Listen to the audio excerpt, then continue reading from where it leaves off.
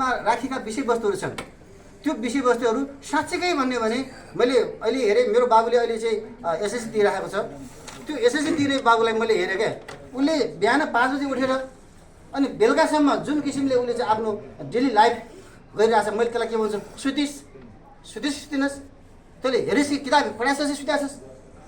जुन मैले अहिले चाहिँ घचाएर हुन्छ नि तर साँच्चैकै यो बुक लिएर उसलाई मैले दिएँ भने मलाई लाग्छ भोलिदेखि त्यसलाई मैले चाहिँ त सुतिनुहोस् तैँले पढेपछि पढिनुहोस् भनेर भन्नु पर्दैन जस्तो लाग्छ ऊ आफै पनि यो किताबको माध्यमबाट पनि उसले त्यो रुटिन बनाएर उसले आफ्नो लक्ष्यलाई मैले कसरी यहाँ लेख्नु भएको छ A+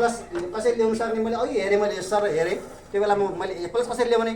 कसरी म चाहिँ लक्ष्य प्राप्त गर्ने यी कुराहरू उहाँले चाहिँ सरस्वती राख्नु भएको रहेछ त्यो सबै कुराहरू हेर्दाखेरि म साँच्चैकै हाम्रो आगामी लक्ष्य प्राप्तको लागि हाम्रो भाइ बहिनीहरूलाई मात्रै नभएर हामी सबैको लागि एउटा मोटिभेसनल एकदमै राम्रो किताबको रूपमा यो चाहिँ गराउनु भएको छ त्यसको लागि धेरै धेरै धन्यवाद छ मलाई र हामी सबैको एउटा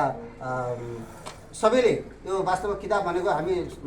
जसले पनि चाहेर हुने चिज होइन हेर्नुहोस् होइन यो अघि पनि हाम्रो डाक्टर साहबले भन्नुभयो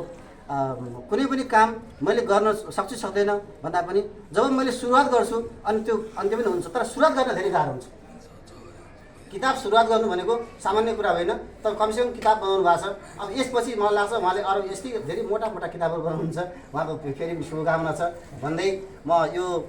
जुन के अरे पुस्तक विमोचन कार्यक्रम छ यो 5 डिग्री एङ्गल चेन्जले हामी सबैको जीवनमा यो 5 डिग्री एङ्गलले नै चेन्ज होस् भन्दै फेरि पनि हामी सबैले